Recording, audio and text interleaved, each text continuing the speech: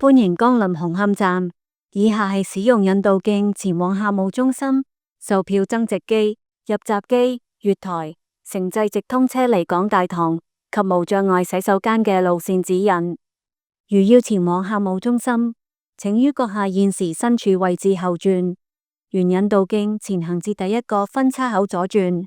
然後前行至第三個分叉口右轉，再前行至第四個分叉口左轉，然後前行至第五個分叉口左轉，再前行至第八個分叉口左轉，然後一直前行，便可到達客務中心。如要前往售票增值機，請於閣下現時身處位置後轉，沿引導徑前行至第一個分叉口左轉，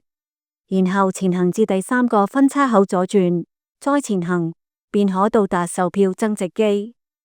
如要前往入閘機，請於閣下現時身處位置後轉，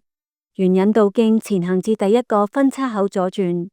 然後一直前行，便可到達入閘機。如選擇使用樓梯前往月台，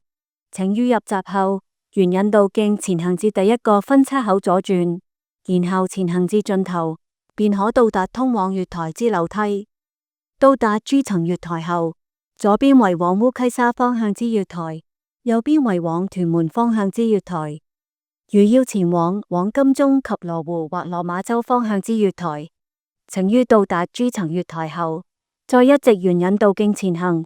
便可到達通往 L1 層月台之樓梯。到達 L1 層月台後，左邊為往羅湖或落馬洲方向之月台，右邊為往金鐘方向之月台。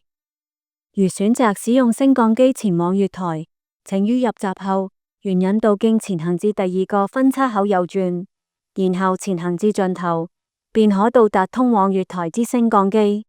到達 G 層月台後，左邊為往烏溪沙方向之月台，右邊為往屯門方向之月台。到達 L1 層月台後，左邊為往金鐘方向之月台，右邊為往羅湖或落馬洲方向之月台。如要前往城際直通車離港大堂，請於閣下現時身處位置後轉，沿引導徑前行至第一個分叉口左轉，然後前行至第三個分叉口右轉，再前行至第四個分叉口右轉，然後前行，便可到達城際直通車離港大堂。如要前往無障礙洗手間，請於閣下現時身處位置後轉，沿引導徑前行至第一個分叉口左轉，然後前行至第三個分叉口右轉，再前行至第四個分叉口左轉，然後一直前行，便可到達無障礙洗手間。